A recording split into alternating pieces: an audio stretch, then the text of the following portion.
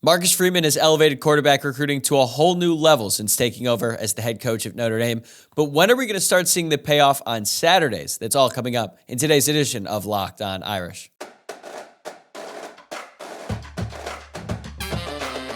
You are Locked On Irish, your daily podcast on the Notre Dame Fighting Irish. Part of the Locked On Podcast Network, your team every day. What's up and welcome into Locked On Irish, your daily Notre Dame podcast. Today is Wednesday, February 14th, so happy Valentine's Day, and thank you for getting your day started right here by making this your first listen of the day. I'm Tyler Wojciak, and I'm the host. I graduated from Notre Dame in 2018, and now I'm a producer covering college football for Fox Sports. And if you're watching the program on YouTube, please take a second to like the video below and subscribe to the channel, or if you're listening to the podcast, you can rate the show 5 stars, leave a nice review, and subscribe there as well. Today's episode is brought to you by Gametime. Download the Gametime app, create an account, and use code LOCKEDON for $20 off your first purchase. Today's episode, we're going to talk a lot about the quarterback position and specifically what Marcus Freeman has done to improve the position through high school recruiting in the transfer portal. And we're going to take a look ahead to the future a little bit, and I'm going to try to predict what I think the quarterback position is going to look like at Notre Dame down the road, which is seemingly an impossible task for any team, let alone Notre Dame. And I'll give you a peek behind the curtain. The reason why I'm doing this exercise, where I got this idea was, like you, I was watching the Super Bowl on Sunday, and personally, even though I picked the Chiefs in the FanDuel ad read, I gave that pick out all week. I'm never going to bet against Mahomes. Personally, I was rooting for the Niners. I was at a 49ers bar surrounded by friends who were rooting for them, and I just like the team. So I was rooting for them the whole game, but when it came down to the wire, watching Pat Mahomes go to work at the end was just...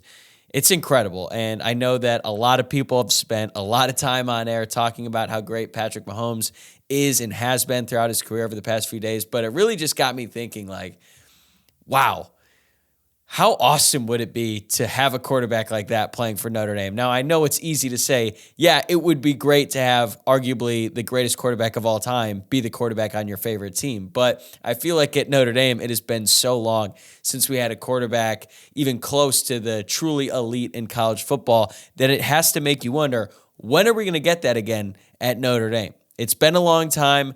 I can't really think of the last quarterback who was at the very, very top. Obviously, Brady Quinn comes to mind.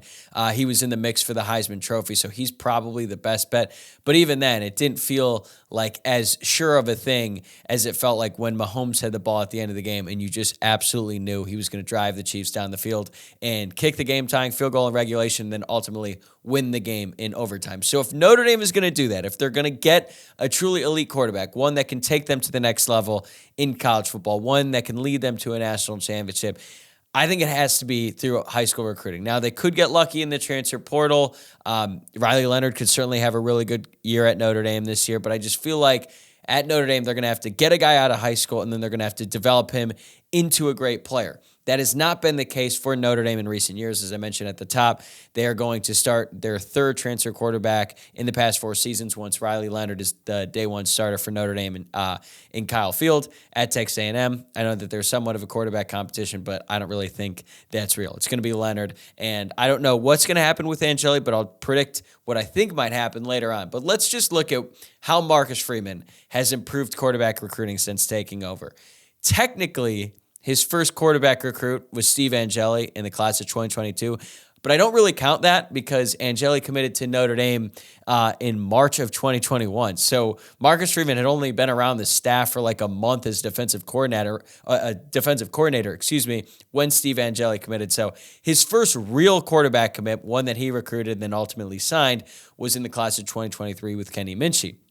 There was certainly a time in that class when it looked like 5-star quarterback Dante Moore was going to be the guy for Notre Dame. Notre Dame made a big spectacle out of his entire recruitment. I think they learned a lot of valuable lessons from the way that they handled that and then also the way that Moore handled that as well. I think both parties are partially to blame there, and I think Notre Dame is going to be better off without Dante Moore, despite the fact that I think Dante Moore is a great player. He has already, since Notre Dame recruited him, and then he ultimately decided not to go to Notre Dame. He's committed to Oregon, then UCLA, and now he's transferred back to Oregon. So a bit of a mess there. But Kenny Minchey was a bit of a last-second Hail Mary Tommy Rees played a pivotal role in his recruitment as well, especially getting Minchey to flip from Pittsburgh to Notre Dame. And he was a really good quarterback in that class, Elite 11 finalist, number 14 quarterback in the class of 2023, and could have a really good college career. But his prize people, Marcus Freeman's prize people, really started in 2024. He's getting C.J. Carr. C.J. Carr's commitment is a big reason why Dante Moore started looking elsewhere, which never really made sense to me because they were in different classes. But I mean, Moore has never admitted this publicly, but I think we can all look at the way things turned out. Notre Dame was recruiting Moore really aggressively. Then they get C.J. Carr to commit on June 9th of 2022, and then all of a sudden Moore wasn't considering Notre Dame anymore. I'm sure that was just a coincidence, but C.J. Carr, really, really talented prospect, number 6 quarterback in the class of 2024, and the number 68 player overall, according to the 24/7 Sports Composite, highest ranked quarterback commit for Notre Dame in a really long time. Like I said, it drove Dante Moore away, and he stayed committed for a really long time, despite the fact that Tommy Rees left, and Notre Dame actually has another offensive coordinator after Jared Parker, but he was a really, really big quarterback recruit. He was higher rated prospect than Tyler Buchner, and really just at a whole new level compared to what Notre Dame had been recruiting in the past.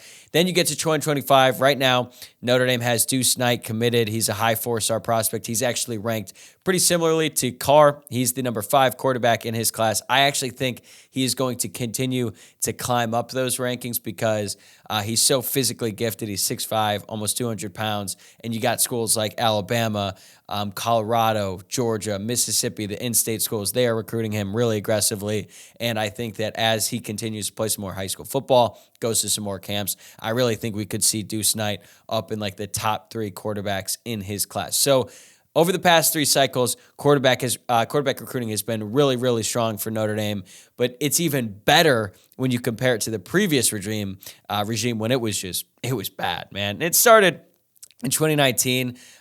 So Phil Dracovic had committed the year before that, and now Phil Dracovic has exhausted his eligibility. So Brendan Clark, if he had stuck around and redshirted and he stuck around for the COVID year, he technically would be a 6th-year senior today, so that's why I'm starting with the class of 2019.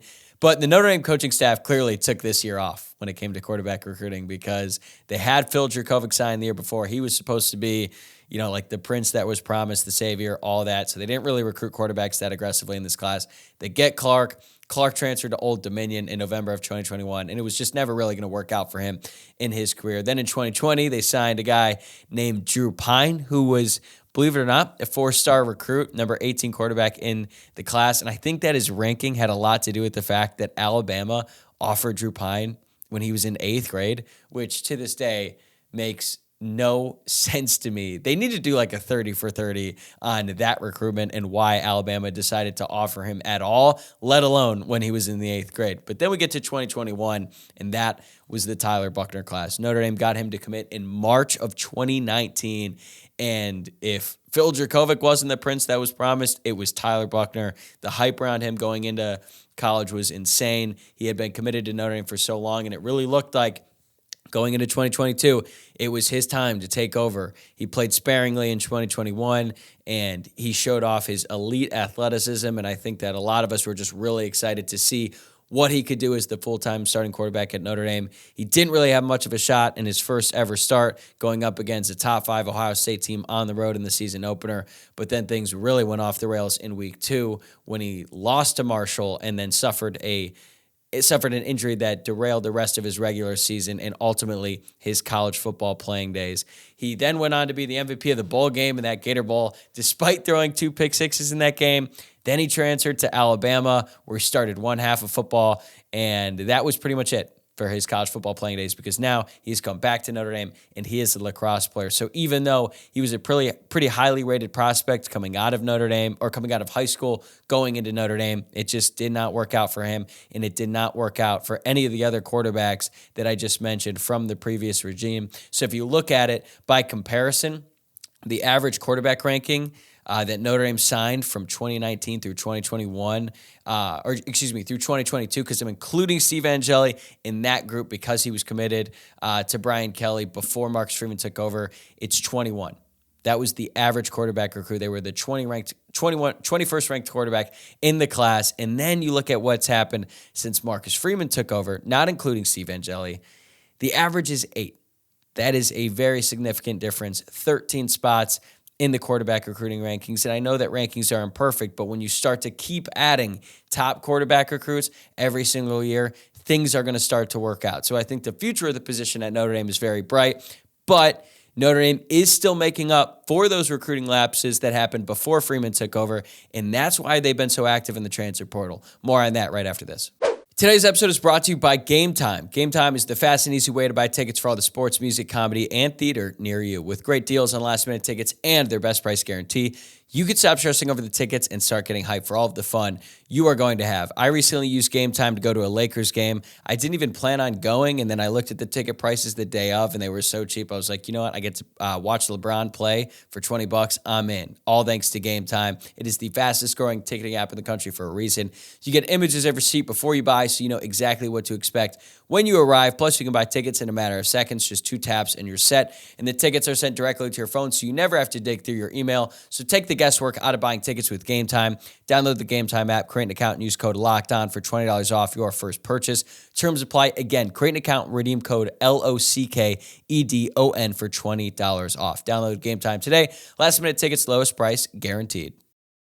At this point, it seems pretty clear that quarterback recruiting is in a much better place under Marcus Freeman than it was before. But if Notre Dame has been recruiting so well, why do they keep taking transfer quarterbacks? The simple answer is that every time they've added a quarterback in the transfer portal, that player has been better than the guys who Notre Dame had on the roster at that time. I don't even think that's really debatable. Let's go back to 2021 when Notre Dame added Jack Cohn. It was either Jack Cohn or Drew Pine as a redshirt freshman, or Tyler Buchner as a true freshman. And even though there were certainly some times during that season when Jack Cohn wasn't playing great, now I would attribute a lot of that to the offensive line he had in front of him and the fact that he could not move around in the backfield. It was really a terrible match in that regard. He was still much better than Pine and much better than Tyler Buchner, even though there were some moments where it looked like maybe the Tyler Buchner era was going to start a little bit early, particularly in that Virginia Tech game when Jack Cohn kept getting sacked and they brought in Tyler Buchner and the offense started to move a little bit using Buchner's legs. And then he threw a pick six in the second half. The offense really slowed down. Jack Cohn came in, saved the day. And that performance really catapulted Notre Dame to a really strong finish that season. And a big reason why is because of the development of Jack Cohn. Then we get to 2022, and Notre Dame decided not to take a transfer quarterback. And it seems like they had several different options. I don't think any were that great. I know that JT Daniels' name has been thrown around as a potential option for Notre Dame in 2022, but Notre Dame decided to stick with Tyler Buchner, give him the keys to the offense and really the team, and see what he could do because he had been committed to Notre Dame for so long. The Tyler Buchner era, everyone was ready to go, and it didn't work out. Now, he didn't really have a great start going up against Ohio State and then Marshall, but then after that, you've got Drew Pine playing, and he struggled mightily as a starting quarterback for Notre Dame. And that whole season was probably the worst season of quarterback play at Notre Dame since like 2007. Maybe not the worst in my lifetime, but it certainly felt close. And then in 2023, Marcus Freeman looked at the situation and was like, you know what I'm never going to do again? Make that same mistake twice. So he went out and he got Sam Hartman. And even though Sam Hartman didn't live up to the lofty expectations that the fan base, myself, and a lot of others had put on him, he was still a better option than Tyler Buchner, who would have been a redshirt sophomore, and Drew Pine. Even though Drew Pine transferred like before Sam Hartman ever came to Notre Dame, they kind of knew that it was going to be Sam Hartman at that time. And then they had Steve Angeli as well. And even though I think that Steve Angeli has been better than I expected he would be up to this point, Sam Hartman was clearly better than all of their other options. So that was a smart take. Now we get to 2024. Notre Dame adds Riley Leonard from Duke.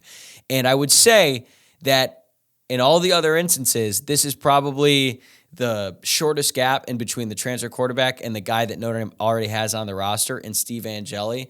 But I think experience matters, and I think that what Riley Leonard brings as an athlete trumps Steve Angeli. And even though Steve Angeli looked really good in that Sun Bowl, I was really impressed with that performance, I do think it's telling that at the end of the regular season, there was really no doubt in Marcus Freeman's mind that they were going to get a transfer quarterback. And I think it's a lot more telling when they do that because they are seeing Steve Angeli rep every single day in practice. They know him way better than you or I do just because we saw him one game in the Sun Bowl and also the spring game in limited action. Also, he came in garbage time going up against bad teams.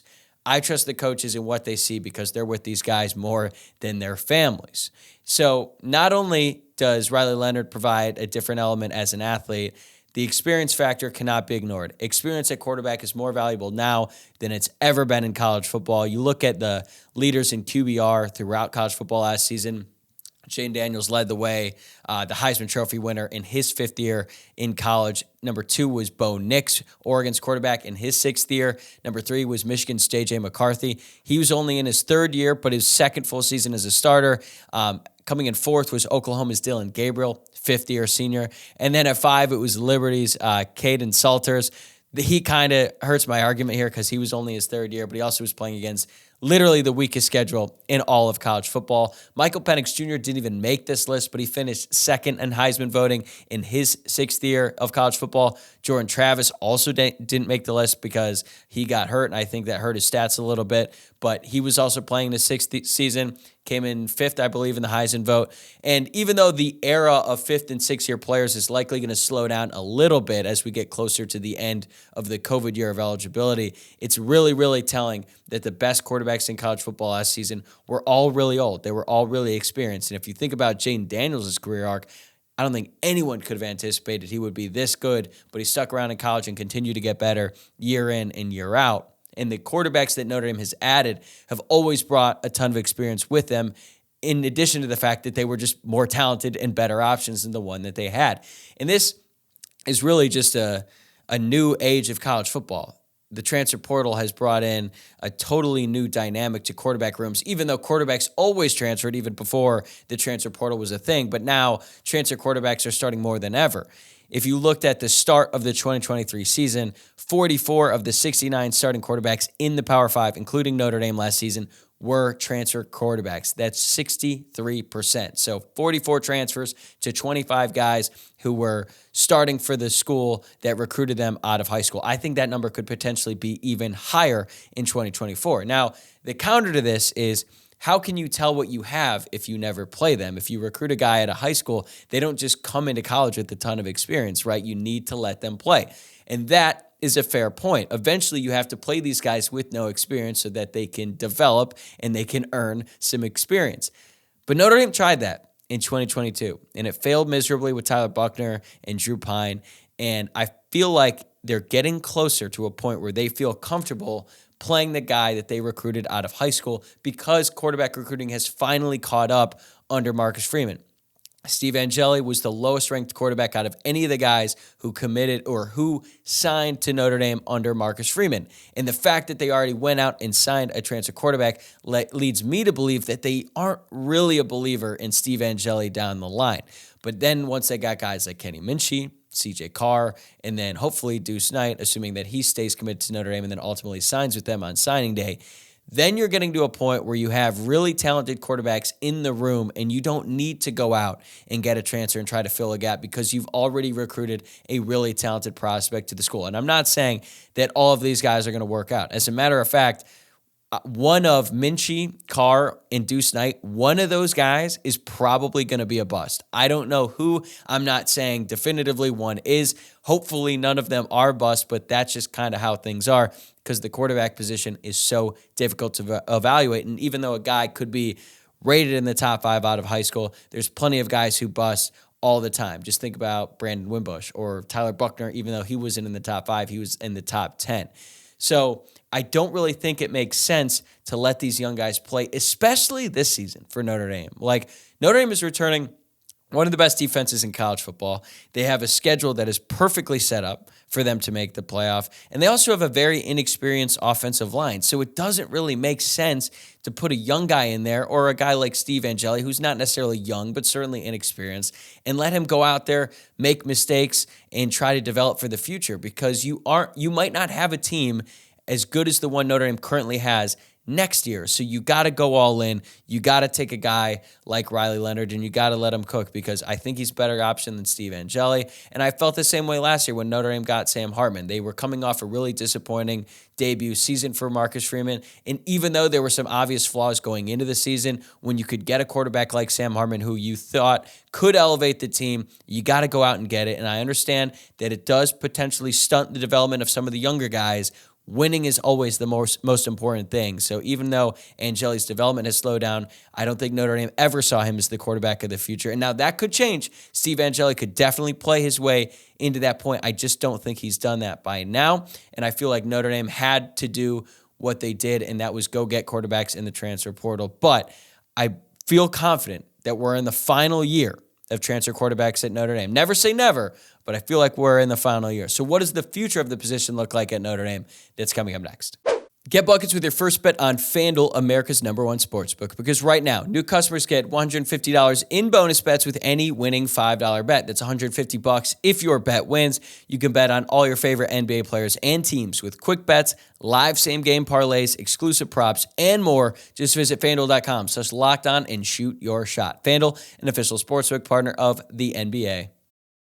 We spent a lot of time on this show already talking about the past of Notre Dame quarterbacks. So let's try to look ahead to the future a little bit. And I'm going to try to predict what the quarterback room is going to look like in 2025. And I'm going to just tell you right now, this feels like an impossible exercise. There are so many different things that could have happened. Like if you had told me in 2021 that Tyler Buchner was eventually going to transfer to Alabama and then come back to Notre Dame, I would say that you were out of your mind. But guess what? You would have been right. Or if you said that Drew Pine would start in 2022 and then he'd go to Arizona State and then he'd come back to Notre Dame, that seemed crazy then, and it still seems crazy now, even though that's the reality that we're living in. So I'm going to try to predict this. I'm probably going to be wrong, but if I was just going to say, hey, this is it, that's the show, and that's how we're going to end it, I don't think this would be a very good podcast. So I think the first domino that's going to fall is I do think Steve Angeli is going to transfer after spring practice. I really hope he doesn't. He would be a great asset to Notre Dame this season, having a really quality backup quarterback, one who's been around Notre Dame for a really long time, who has a little bit of game experience. It's crucial for Notre Dame, especially when you have a quarterback like Riley Leonard, who is injury prone and is probably going to run the ball a lot and is going to be more susceptible to future injuries. So even though it'd be great to have him, I think that Steve Angeli at this point is probably like, hey, man, I can play and I can find another school who's going to let me play on Saturdays, and I don't fault him for doing that. So I think he's going to try and compete in spring practice. Once he realizes that Riley Leonard is definitely quarterback one, I think he's going to enter the transfer portal in the spring. I hope I'm wrong, but that's what I think is going to happen. So if Angeli leaves, that means Kenny Minchey is then going to be the backup quarterback. And I think he's going to stick around, even though he's going to be entering his second season in college. And I think he's going to be the backup for Notre Dame in 2024. That means CJ Carr will be a third-string quarterback as a true freshman, and that's totally fine. Even though I think he's very talented, he has a bright future in college, he still has a lot to learn about playing the game at the college level. Most true freshman quarterbacks are not very good if they play early. Just look at Dante Moore. I think he's going to be a really good player in college. He was a 5-star, more highly rated prospect than CJ Carr. I think he's a more physically gifted prospect than CJ Carr, and he struggled mightily as a freshman at UCLA. He did start the season, and then he got benched, and then it was a whole mess, and then now he's back at Oregon, where I guess he's going to sit this year behind Dylan Gabriel. Again, his career has made no sense to me. But the quarterback battle next season between Carr and Minchey could be epic, because Minchey is going to be going into his third season at Notre Dame. CJ Carr will have a full year under his belt. And even though a lot of people believe that CJ Carr is the more talented prospect, having that extra year of experience, I think, is huge for Minchey. And I think, personally, that is going to give him the edge. I would bet that Kenny Minchey is the starting quarterback for Notre Dame in 2025. A lot of people just assume that CJ Carr is going to be ready to go as either a true sophomore or a redshirt freshman. I would pump the brakes on that a little bit. I don't know. It's still so early in CJ Carr in his career to really understand what he's going to be like in a year from now. But if you've seen how some of these other young quarterbacks, really highly talented prospects, their development is not always that quick. It takes a little bit of time, but I think that by year 3, you've been in the college system long enough, you've practiced enough, you've seen the game. I actually think Kenny Minchey is going to be the starting quarterback in 2025, at least at the start of the season, because as we know, the fan base certainly loves CJ Carr for good reason. Like, I love CJ Carr. He was maybe Notre Dame's best recruiting asset throughout his time in high school. And I think a lot of people want to see what he looks like in the blue and gold on Saturday. So if Kenny Minchey starts to struggle a little bit in 2025, I can assure you that there are going to be fans out there who are going to be calling for CJ Carr to come in and replace him. If that doesn't happen, right? If Kenny Minchey ends up having an incredible season in 2025, then there's a real chance that CJ Carr transfers, especially with Deuce Knight waiting in the wings, who will be a true freshman in 2025, and he's really talented. There's going to be a ton of hype around him. There's going to be fans who want him to play instead of Minchey or Carr, because that's just the way that these things work. But whoever loses that quarterback battle between CJ Carr and Kenny Minchey, it might not be right away, but the loser of that battle in terms of the long-term future is almost certainly going to transfer, because that is what happens, right?